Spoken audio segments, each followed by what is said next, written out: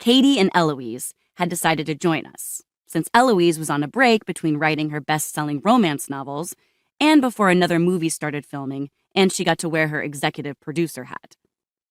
Once upon a time, Katie had been her assistant, but now they were practically wrapped around each other. Next to them were Hunter and Stace, who was yawning after her night shift as a volunteer firefighter. She leaned against Hunter, who pushed a cup of coffee in front of Stace and kept poking her awake. Reed was usually the tired one, but since she'd cut down on her bartending shifts, she was a lot less tired, but no less grumpy. Fortunately, her girlfriend Sophie was the personification of a ray of sunshine and had enough brightness and positivity for both of them.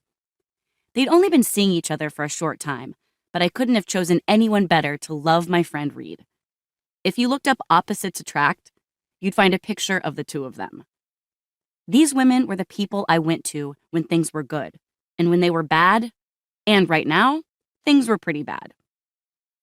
"I'm fresh out," Reed said, and Sophie smacked her on the arm. Katie bounced excitedly in her seat. "If you want to be an author assistant, I swear it's not that hard. I can teach you everything." That was a possibility, but I didn't know if I had enough focus left over after I used all of it on school this year. And I still had 2 online summer classes I had to get through. I listened as suggestions burst from everyone's mouth at once, some reasonable and some not so reasonable.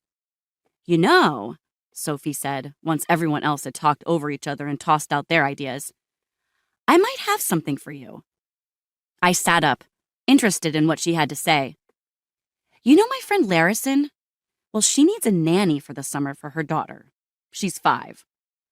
I knew of Larison.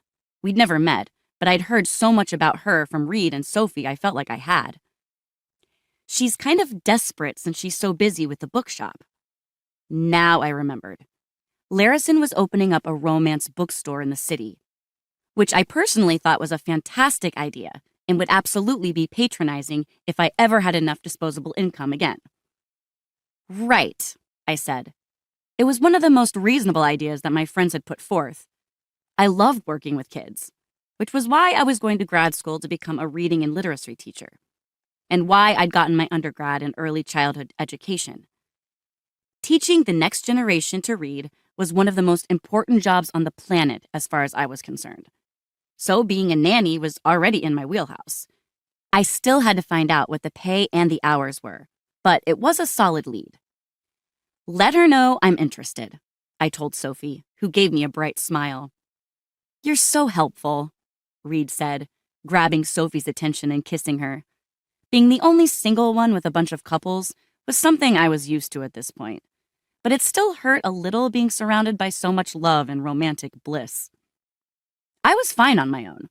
Having a relationship right now would be the worst timing in the entire world. Going to SAF on nights when Reed was working to get free drinks was as good as it got when it came to flirting and dating.